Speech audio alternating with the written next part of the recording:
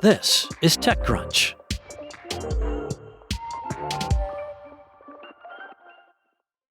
On Wednesday, fusion startup Xcimer Energy flipped the switch on its Phoenix laser system, which the company says is the largest privately owned example in the world.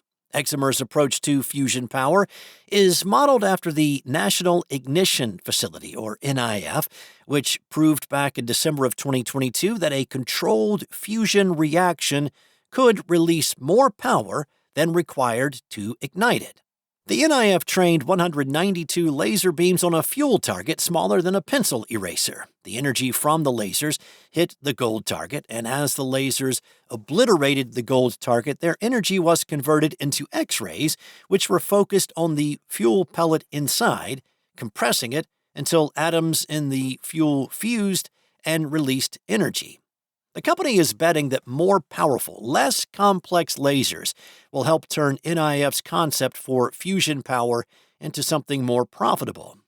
Xcimer's plans for a fusion power plant call for two lasers capable of firing in microsecond-long pulses.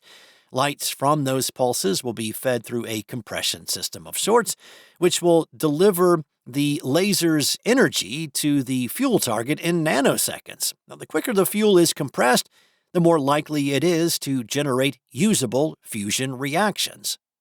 Phoenix is a step toward an eventual power plant. The system uses Xcimer amplification, similar to those used in semiconductor manufacturing, but significantly more powerful. As Xcimer told TechCrunch, at full strength, the krypton fluoride laser generates over 1 kilojoule of energy, and its core is 38 meters long. While that may be the most powerful privately owned laser, it's still a fraction of what the company says it will need for a commercial power plant, which could exceed 12 megajoules. Xcimer hopes to complete a prototype in 2028 before working on a larger system that it hopes will produce at least as much power as it consumes. Sometime in the mid-2030s, it is planning to build its first commercial-scale power plant. AI is getting expensive, and some companies are cutting back on usage in an attempt to moderate costs. That cohort includes Uber, which recently instituted internal usage caps as a way to cut down on its exorbitant AI spend.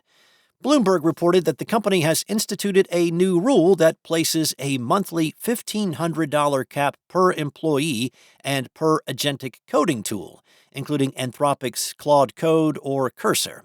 The usage is trackable via an internal dashboard that each employee has access to, although in certain cases the caps can be exceeded with permission, the company says. The news is perhaps not that surprising, since, back in April, the company's CTO revealed that the ride-sharing giant had blown through its entire annual AI budget in a matter of 4 months. That appears to have occurred after Uber encouraged staff to use AI as much as possible, and even ranked their internal usage competitively on internal leaderboards. Uber's COO Andrew McDonald also recently cast doubt on AI's productivity impact, noting during a podcast appearance that it's very hard to draw a line between AI usage and new consumer features. Uber's cutback raises a broader issue that the tech industry is currently facing. As enterprises pour money into AI, where exactly is the return on investment? Indeed, AI ROI has so far remained a largely theoretical phenomenon that everybody hopes will eventually materialize, although some companies are obviously getting a little restless while they wait. Martin Scorsese has signed on as a partner and advisor to AI image generation startup Black Forest Labs. That's according to a report by the New York Times on Tuesday. Now, the caveat is that one of the world's most famous living directors is using the tech solely for storyboarding. Scorsese said in a statement that for 70 years, he's been creating his own storyboards, and the tool helps him communicate his vision to cinematographers and production designers far faster and more efficiently. Black Forest Labs is a 70-person outfit headquartered not in San Francisco but in Freiburg, Germany, the closest major city to the actual Black Forest.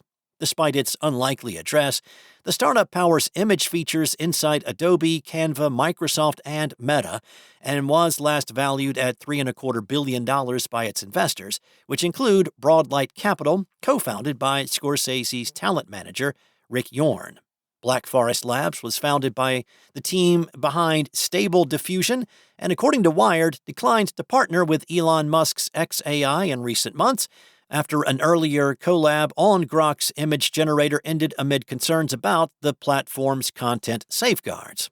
Now, you can imagine that some of the entertainment industry will be a little concerned about the development, even given its limited scope.